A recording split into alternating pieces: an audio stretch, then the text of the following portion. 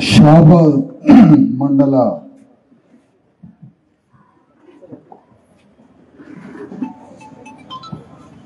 BC సాధన సమితి ఆధ్వర్యంలో జరుగుతున్న 42% రిజర్వేషన్ల పోరాటంలో పాల్గొంటున్న షాబాద్ పట్టణ మండల బీసీ ప్రజలందరికీ, వారికి మద్దతుగా వచ్చిన అనేక వర్గాల ప్రజలందరికీ, ముఖ్యంగా ఈ ఉద్యమాన్ని చేపడుతున్నటువంటి రాజేందర్ గౌడ్ గారికి, తుమ్మలి రవీంద్ర గారికి, శ్రీనివాస్ గౌడ్ గారికి, రాపూలు నరసింహ గారికి, రమేష్ యాదవ్ గారికి, పాండు గారికి, ఉగ్గు రాజు గారికి, చంద్రయ్య గారికి, గౌరీశ్వర్ గారికి, వెంకట్ గౌడ్ రాము గారికి, జంగమయ్య గారికి, స్వామి మాసయ్య గారికి, చెన్నయ్య గారికి, రిటైర్డ్ ఉద్యోగులు, కుల సంఘాల నాయకులు, బీసీ ఎస్సీ ఎస్టీ జేఏసీ నాయకులు, మిగతా అనేక సంఘాల మద్దతు ఇస్తున్న వారందరికీ,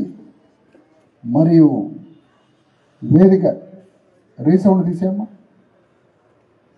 వేదిక మీద ఉన్నటువంటి ఈ కార్యక్రమానికి ముఖ్య అతిథిగా వచ్చినటువంటి మాజీ ఐఏఎస్ అధికారి చిరంజీవులు గారికి, రాఘవేంద్ర ముదిరాజు గారికి, రాకేష్ గారికి, రవీంద్ర గారికి, అందరికీ నమస్తే. జై బీసీ ఎస్సీ ఎస్టీ, జై భారత రాజ్యాంగం. జై బీసీ ఎస్సీ ఎస్టీ, జై భారత రాజ్యాంగం.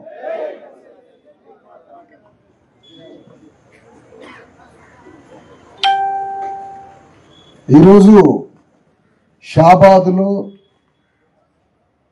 జరుగుతున్న ఈ పోరాటం మొట్టమొదటిసారిగా బీసీ సమాజం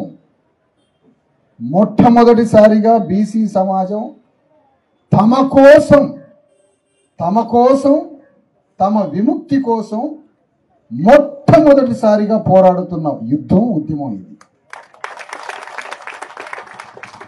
పోరాటాలు చేసినాం మనం ఇప్పటిదాకా, కానీ మన పోరాటాలన్నీ మంది కోసం చేసినాం, మంది బాగుపడటానికి చేసినాం. మొదటిసారి మన బిడ్డల కోసం చేస్తున్న ఉద్యమం ఇది. ఆశ్చర్యం ఏంటంటే, మన బిడ్డల కోసం చేస్తున్న ఈ ఉద్యమంలో ఏ అగ్రవర్ణ పార్టీ వచ్చి మద్దతు చేయలేకపోయా. వాళ్ళ కోసం చేసిన యుద్ధంలో అన్ని పార్టీలు సింహాసనం మీద కూర్చోడానికి మన జీవిత కాలమంతా యుద్ధం చేసినాం. మన బిడ్డల కోసం చేస్తున్న యుద్ధంలో వాళ్ళ పార్టీల నాయకత్వం వచ్చి మనకు మద్దతు ఇవ్వకపోయా. ఇది అన్నిటికన్నా బాధాకరమైన విషయం. ఈరోజు తెలంగాణ గడ్డ మీద ఒకే ఒక్క ప్రతిధ్వని, ఒకే ఒక్క ధ్వని ఈరోజు రాష్ట్ర వ్యాప్తంగా అగ్రవర్ణ పరిపాలక రాజ్యంపై అణగారిన కులాలు అనేక రూపాల్లో యుద్ధం చేస్తున్నారు. 42%, మొదటిసారిగా 42% కోసం మా బిడ్డల చదువు కావాలి, మా బిడ్డలకి స్కూల్లో 42% సీట్లు కావాలని బీసీలు అడుగుతున్నారు. దేశానికి స్వాతంత్రం వచ్చిన 100 ఏళ్ళు దాదాపుగా వస్తున్న ఈ తరుణంలో మా బిడ్డలకి చదువు కావాలి, ఉద్యోగాల్లో మా బిడ్డలకి ఉద్యోగాలు కావాలి, మేము కూడా సర్పంచులం ఎంపీటీసీలం కావాలి అని మొదటిసారిగా చేస్తున్న యుద్ధం ఇది. ప్రపంచంలో మా బిడ్డలకి చదువు కావాలని పోరాడుతున్న దేశం ఇప్పుడు ప్రపంచమంతా అభివృద్ధి అయి అంతమైపోతున్నది. భారతదేశంలో ఇప్పుడు మా బిడ్డలకి చదువు కావాలని ఇప్పుడు అడుగుతున్నాం మనం. అంటే పరిస్థితి ఎంత ఘోరంగా ఉందో అర్థం చేసుకోండి.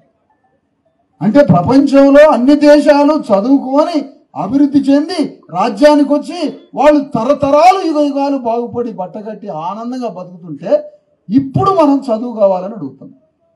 ఎంత ఘోరం, ఏంటి అవమానకరం. అందుకనే ఈ సందర్భంగా మీ అందరికీ తెలియజేస్తున్నది, తెలంగాణ గడ్డ మీద షాబాద్ పట్టణంలో ఎందుకు ఈ తిరుగుబాటు జరుగుతున్నది, ఎందుకు ఈ రివోల్ట్ జరుగుతున్నది. అది పండగ సాయన్న భూమి మహిమ, అగ్రవర్ణాల ఆధిపత్యమా? ఈ మొరటు నాగరికత లేని అనాగరికంగా ఇక్కడ ఉన్నటువంటి రెడ్డి రాజ్యం మొన్నటి దాకా ఆధిపత్యమే, ఇప్పటికీ ఆధిపత్యమే. రెడ్ల ఆధిపత్యం కింద సమస్త బీసీఎస్ ఎస్టీ కులాలు అణగారిపోయి అణిచివేతకు గురైనవి. ఇక్కడ ఏ రెడ్డి దొరను తీసుకున్నా వాళ్ళ దగ్గర అణిచివేతకు గురైనాం మనం. కానీ ఆ రెడ్డి దొరని మాత్రం దొరలాగా రాజ్యానికి తీసుకొని వచ్చినటువంటి మనం వాళ్ళ ఆధిపత్యం మీద తిరుగుబాటుగా ప్రయత్నించి పోరాడుతున్నటువంటి ఈ చైతన్యం తెలంగాణలో మొదటిసారిగా షాబాద్లో స్వతంత్రంగా తమకై తామే స్వతంత్రంగా ఒక స్వేచ్ఛా జెండాని ఎగరేస్తున్నారు ఇవాళ బీసీ ప్రజలు. ఆనాడు పండగ సాయన్న తుప్పలే అని ఒక మాదిగ వ్యక్తిని తీసుకొని ఇద్దరు కలిసి రెడ్ల ఆధిపత్యం మీద తిరుగుబాటు చేసిన భూమి మహిమ ఇది ఈ ప్రాంతం అంతా. ఈరోజు అదే తిరుగుబాటు మళ్ళీ ఇప్పుడు రెడ్ల పరిపాలన ఆధిపత్యం మీద, అగ్రవర్ణాల ఆధిపత్యం మీద ఈరోజు మా 42% సంగతి ఏంటి అని ప్రశ్న మొదలైంది. పార్లమెంట్ అంటే మన విధిరాత రాసే పార్లమెంట్. మన తలరాత దేవుడు రాస్తాడో ఆకాశంలో ఎక్కడ రాస్తాడో మనం ఇంకా చూడలేదు. కానీ మన తలరాత రాసేది పార్లమెంట్, మన విధిరాత రాసేది పార్లమెంటు. అలాంటి పార్లమెంటు సభ్యుడు ఈ ప్రాంతంలో కొండా విశ్వేశ్వర్ రెడ్డి. ఆయనే మన తలరాత రాసేది పార్లమెంట్లో కూర్చొని మా బీసీల వాటా ఏంటి అని పార్లమెంటులో గర్జించి అక్కడ పార్లమెంటులో మన చట్టాన్ని రాజ్యాంగంలో చేర్చి ఆ కాగితాలు తీసుకొచ్చి మనకు చూపించాల్సిన కొండా విశ్వేశ్వర్ రెడ్డి పరారైపోయింది మన దగ్గరికి రాకుండా. ఎంతటి అవమానం, ఎంతటి అవమానం! ఎవరి కొండా విశ్వేశ్వర్ రెడ్డి? బీజేపీ సభ్యుడా? కాదు. దానికన్నా ముందు రేవంత్ రెడ్డి బంధువర్గం. రేవంత్ రెడ్డి, విశ్వేశ్వర్ రెడ్డి అంతా ఒకటే.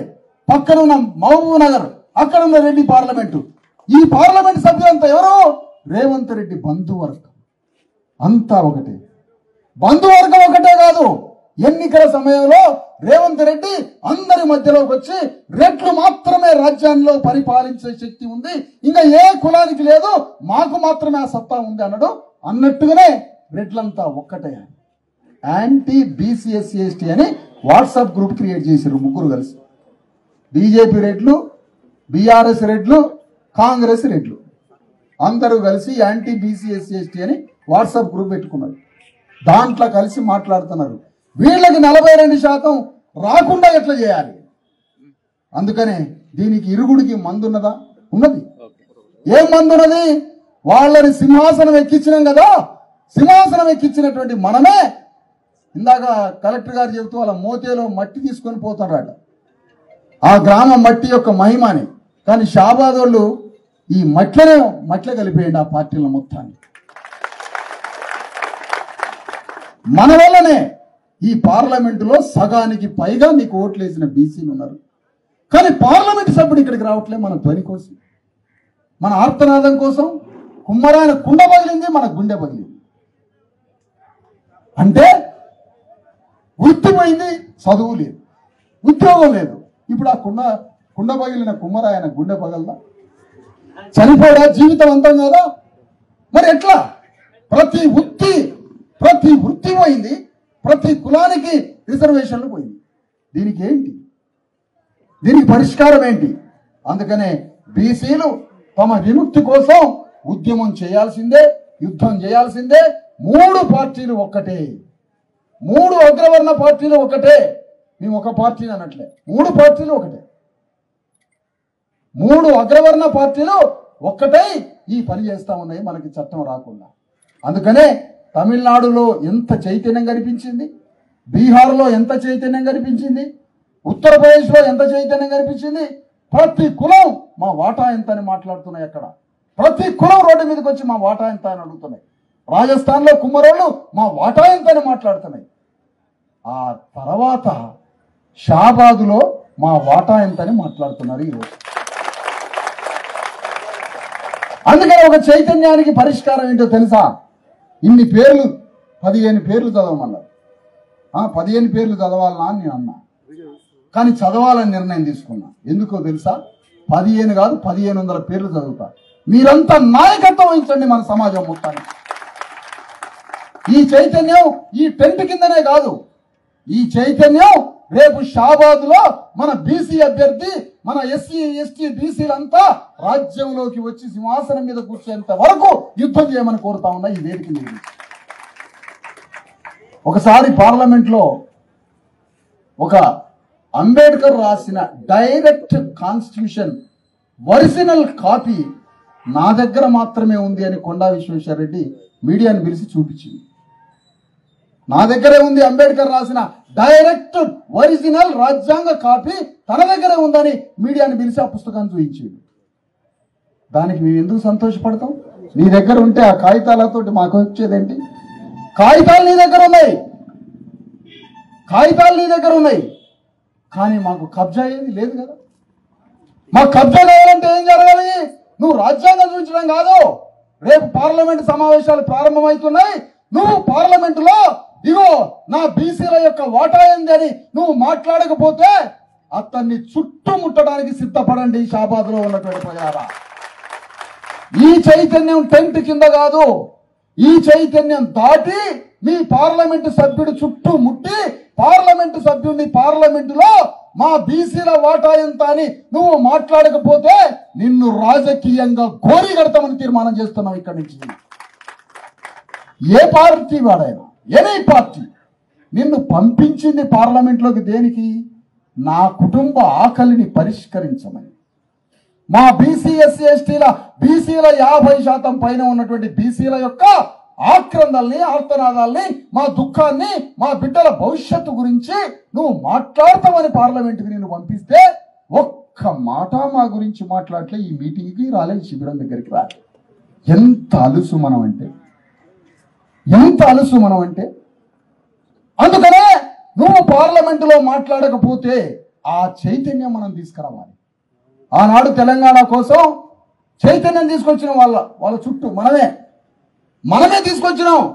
మనందరం రోడ్ల మీదకి వచ్చి మన జీవితాలు బాగుపడతాయని ఎవడో మాయ మాటలు చెప్తే తెలంగాణ వస్తే మన జీవితాలు బాగుపడతాయి అనుకున్నాం.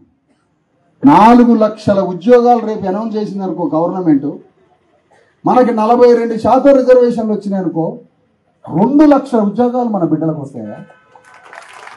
మామూలు వ్యవహారం కాదు. ఆంధ్ర తెలంగాణతో కాదు ఉద్యోగాలు వచ్చేది, ఇక్కడే ఈ రాజ్యంలోనే మన వాటా గురించి యుద్ధం చేస్తే సమస్తం ఇక్కడే వస్తాయి, ఇక్కడే మనకు వచ్చేది మొత్తం. కానీ దీనికోసం పోరాడే యుద్ధం ఈ చైతన్యాన్ని రాజకీయ చైతన్యంగా మార్చాలి. ఈ చైతన్యాన్ని రాజకీయ చైతన్యంగా మార్చాలి. ఎన్నికలు వస్తున్నాయి, మేము ఇస్తాము అని పార్టీ తీర్మానం చేస్తారు. మేము ఇస్తాము. నేను అడుగుతున్నా, ఎవరికి ఇస్తున్నారు? నాకు ప్రశ్న, ఎవరికి ఇస్తున్నారు? 4% లేని రెడ్లట 50% ఉన్న బీసీలకి బిచ్చం వేస్తారా? నువ్వు ఉన్న సంఖ్య ఎంత? నువ్వు మాకు ఈ సర్పంచులు పోటీ చేయండి అని మనకి బిచ్చం వేస్తారట ఒక కాగితం రాసి. ఎంతటి అవమానం! నీ సంఖ్య 5% లేదు, 50% ఉన్న బీసీలకి మేము ఇస్తాం టికెట్లు, లేదా మేము మా పార్టీ నుంచి ఇస్తాం. లేదు, నువ్వు ఇచ్చేదేంటి? రాజ్యాంగం 1,00,000 కోట్లకి పడగలెత్తినోడి మీదైనా, కుండ పగిలిన కుమ్మరాయనా, బట్టలు ఉతికే చాకరాయనైనా, కళ్ళు తీసే గౌండ్లైనా, చేపలు పట్టే ముదిరాజైనా 1,00,000 కోట్లతో పోటీ చేసే రెడ్డి మీద మేము పోటీ చేసే అవకాశం రాజ్యాంగం ఇచ్చిందిరా మాకు. నువ్వు ఇచ్చేదేంటి? ఆఫ్టర్ బచ్చగాడు నువ్వు ఇచ్చేది మాకు టికెట్, నువ్వా మాకు ఇచ్చేది?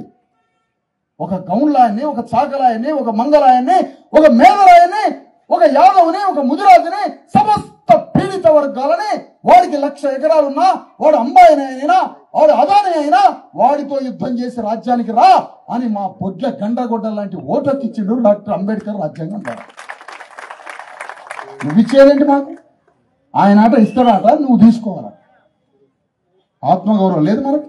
రాజ్యాంగం చెప్పలే ఈ మాట రాజ్యాంగం చెప్పలేదా? అంబానీకి ఓటు, నీ ఓటు, ఇద్దరిది ఒకటి చేసి పారేసిందిగా రాజ్యాంగం. చలో, రేపు ఎన్నికలు వస్తే మేము అడుగుతున్నాం, మా నాయకుడు చిరంజీవి గారు సాధనా సమితి, బీసీ 42% రిజర్వేషన్ల సాధనా సమితిలో వారు రాష్ట్ర అధ్యక్షుడు, ఈ ఉద్యమానికి రాష్ట్ర అధ్యక్షుడు. దాంట్లో నేను లోపల వర్కింగ్ ప్రెసిడెంట్నో జనరల్ సెక్రటరీనో కాదు, నేను దానికి నన్ను గౌరవంగా పెట్టుకున్న ఒక హానరరీ వైస్ చైర్మన్. నేను గౌరవంగా, నేను కానీ జస్టిస్ ఈశ్వరయ్య గారు హానరరీ చైర్మన్, హానరరీ గౌరవంగా దాని ఉద్యమానికి గౌరవంగా ఉండే ఇంత పని చేస్తాను. గౌరవం ఉండి పనిచేసే కార్యకర్త నేను. మా నాయకుడు చిరంజీవి గారు ఈ 40 నిమిషాలు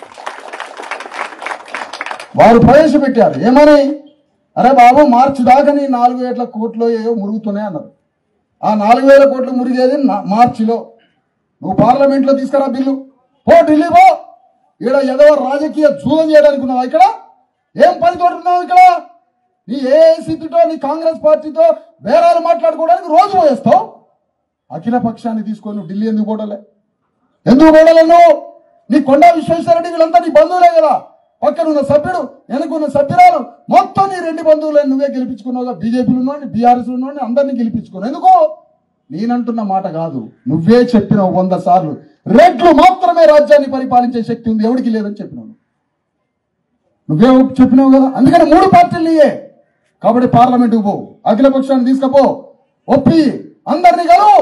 రేపు శీతాకాల సమావేశాల్లో బిల్లు పెట్టి, ఆ బిల్లు పెట్టించి ఆ బిల్లు ద్వారా తీసుకొని రా. అప్పుడు మాత్రమే గ్రామ పంచాయతీ ఎన్నికలు నువ్వు చేయించు. అసలు కాంగ్రెస్ పార్టీ ఇచ్చేది ఏందా? ఎలక్షన్ కమిషన్ కేసు పెడుతుంది రా బాబు. పార్టీ ఇయ్యదు సర్పంచ్ ఎన్నికలు, పార్టీ ఇయ్యకూడదు. ఎవడు కూడా స్వతంత్రంగా పోటీ చేసేది. పార్టీ ఇచ్చేది ఏదంటే కేసు పెడుతుంది ఎలక్షన్ కమిషన్ మీద. పార్టీలు ఇయ్యరు, ఎంపీటీసీ జెడ్పీటీసీలకు ఇస్తారు. అందుకనే ఏమనంటే 3,000 కోట్లు పోతాయి, గ్రామ పంచాయతీలకు వచ్చాయి. అందుకని నువ్వు ఎన్నికలు ఆపాయి, ఎన్నికలు చేయొద్దు, గ్రామ పంచాయతీ ఎన్నికలు నిర్వహించొద్దు. రేపు 42% వచ్చేంత వరకు దాన్ని ఆపు. అప్పటిదాకా ఆపాల్సిందే. మరి మాకు డబ్బులు పోతాయి, గ్రామ పంచాయతీలో పనులు ఎట్లా జరగాలి, ఎవడు ఊడుస్తాడు, వాడు జీతాలు ఏంటంటే ఇన్నాళ్ళు నీకు ఊడిసినాం కాబట్టి కాంగ్రెస్ పార్టీలో ఉన్న రెడ్డి కార్యకర్తలు మొత్తం గ్రామాలన్నీ వీధులు ఊడవండి, మీరే ఆ పని చేయండి. బజార్లు పట్టుకొని 1920లో గాంధీ చీపురు కట్ట పట్టుకొని ఊడిసి కాంగ్రెస్ పార్టీకి అధ్యక్షుడు, జాతీయ అధ్యక్షుడు. మళ్ళీ నువ్వు ఊడవడానికి బయలుదేరు. ఇన్నాళ్ళు ఊడిసినాం కదా, నువ్వే ఊడు, రోడ్లన్నీ ఊడు, నువ్వే బ్లీచింగ్ పౌడర్ అయ్యి కాలువలది. రేవంత్ రెడ్డి మాన్యువల్లో దిగి కాలువలు తీయాలి మొదటిసారిగా. ఎందుకు? నీకు పైసలు లేవంటున్నావు గ్రామ పంచాయతీలో. గ్రామ పంచాయతీలో పైసలు లేవు కాబట్టి ఆ పనంతా కాంగ్రెస్ కార్యకర్తలే చేయాలని కోరుతున్నా. బీఆర్ఎస్ కార్యకర్తలు చేయాలా, బీజేపీ కూడా చేయాలి. అందుకని ఈ సందర్భంగా మరొక్కసారి మీకు తెలియజేయాల్సింది ఏంటంటే, మన యుద్ధం, మన ఉద్యమం కొనసాగించాలి. ఇది రాజకీయ చైతన్యంగా మారాలి, ఎన్నికల చైతన్యంగా మారాలి. ఈ చైతన్యాన్ని రాజ్యాన్ని పరిపాలించి తెలంగాణ గడ్డ మీద బీసీ ఎస్సీ ఎస్టీలంతా జెండా ఎగరేసి రాజ్యాన్ని తెచ్చుకునే దాకా ఈ పోరాటం, షాబాద్ పోరాటం కొనసాగాలి. దానికి పునాది రాయి పడింది అని చెప్తానండి అందరూ. మన చైతన్యాన్ని ఎవడైనా ఆపినా, మన చైతన్యాన్ని ఎవడైనా బద్దలు కొట్టినా దాన్ని దాటిపోవాలి మన తెలివితేటలు. అంత వ్యూహంగా ఆలోచించమని కోరుతాను. కార్యక్రమం చేయడం ఒకటే కాదు, వ్యూహంగా ఉండాలి, తెలివిగా ఉండాలి, రక్షించుకోవాలి మన ఉద్యమాన్ని. మనం ఆ దిశగా ఆలోచించాలి. మా రాక ఇవాళ ఒక్కరోజు కాదు, ఇక రావడం ప్రారంభమైంది. షాబాద్కి మేము రావడం ప్రారంభమైంది. ఇది ఆగదిగా ఎప్పటిదాకా ఇక్కడి నుంచి చట్టసభల్లో మన వర్గాలు పోయేంత వరకు నడుస్తూనే ఉంటుంది ఈ ఉద్యమం. ఆ విధంగా షాబాదులో ఇంత పెద్ద అగ్రవర్ణ రాజ్య, అనాగరిక, ఆటవిక, భూస్వామ్య రెడ్డి రాజ్యం నడుస్తూ ఉన్నది ఇక్కడ. ఈ రెడ్డి రాజ్యానికి మన తాతలు, అయ్యలు, ముత్తాతలు అందరూ వాళ్ళ గడీలల్లా, వాళ్ళ రైతుల దగ్గర సేవలు చేసి వెట్టి చాకరీ చేసిండ్రు మన తాతలు. మొత్తం బీసీఎస్సీ వచ్చినంత భూమి లేక, తిండి లేక, ఇంత గంజి మెతుకు లేక 6 రెట్ల పాదాల కింద నలిగిపోయిన ఈ చేవెళ్ళ చుట్టుపక్కల షాబాద్ ఏరియా మొత్తం ఇప్పటికీ వాళ్ళ కిందనే నలిగిపోతూ ఉన్నాం. మన బిడ్డలకి పోరాటాన్ని ఇద్దాం. మా అయ్య పోరాడిండ్రా రెడ్డి రాజ్యం మీద, మాకు హక్కులు తీసుకొచ్చి రాజ్యం తీసుకొని ఇచ్చిండని మన మనవరాళ్ళు ఇగో పండగ సాయాన్ని గురించి చెప్పుకునేటట్టు మనందరి గురించి చెప్పుకునే చరిత్ర రాయమని కోరుతా ఉన్నాం. అదే మన బిడ్డలకి ఇచ్చే స్ఫూర్తి, మార్గం, గమ్యం. అదే మన బిడ్డలకి ఇచ్చేది. ఒక్క పండగ సాయన్న 100 సంవత్సరాలైనా పండగ సాయాన్ని గురించి మాట్లాడుకుంటాము, మన గురించి మాట్లాడుకోవాలి చరిత్రలో. అలాంటి చరితార్థులు కావాలని కోరుతూ ఈ ఉద్యమాన్ని కొనసాగించాలి. ఇది రాజకీయ చైతన్యంగా మారే విధంగా నాయకత్వం ఆలోచించాలి. బహుళ నాయకత్వంతో ఆలోచించండి. ఇక్కడికి వచ్చినటువంటి ఈ ఉద్యమంలో పాల్గొన్న వాళ్ళందరికీ పొరపాటున నేను అభినందనలు చెప్పను. ఇది మన ధర్మం, ఇది మన యుద్ధం. ఇది మన ధర్మం, ఇది మనం చేయాల్సిన కర్తవ్యం. ఇన్నాళ్ళకి స్వాతంత్రోద్యమంలో పాల్గొన్నాం, తెలంగాణ ఉద్యమంలో పాల్గొన్నాం, నక్సలైట్ పార్టీలో పాల్గొన్నాం, 70 కమ్యూనిస్టు పార్టీలో పాల్గొన్నాం. మన బిడ్డలకి ఏమీ రాలే. ఇప్పుడు వస్తుంది ఇప్పుడు మన బిడ్డలకి అసలైన యుద్ధం ఇప్పుడు ప్రారంభం. కాబట్టి ఈ పోరాటంలో అందరూ భాగస్వాములై రాజ్యం వచ్చేంత వరకు దీన్ని కొనసాగించాలని కోరుతున్నాం. మహబూబ్ నగర్లో మాకు ప్రొఫెసర్లది స్కాలర్స్ మీటింగ్ ఒకటి ఉన్నది, దానికి అటెండ్ కావాలి. కాబట్టి ఈ ఉద్యమంలో అందరూ పాల్గొనాలని కోరుతూ ఈ నిర్వాహకులందరినీ మీ ధర్మంగా నిర్వహిస్తున్నందుకు మిమ్మల్ని అందరినీ భవిష్యత్తులో ఉద్యమ నాయకత్వంగా చూడాలని కోరుకుంటూ సెలవు.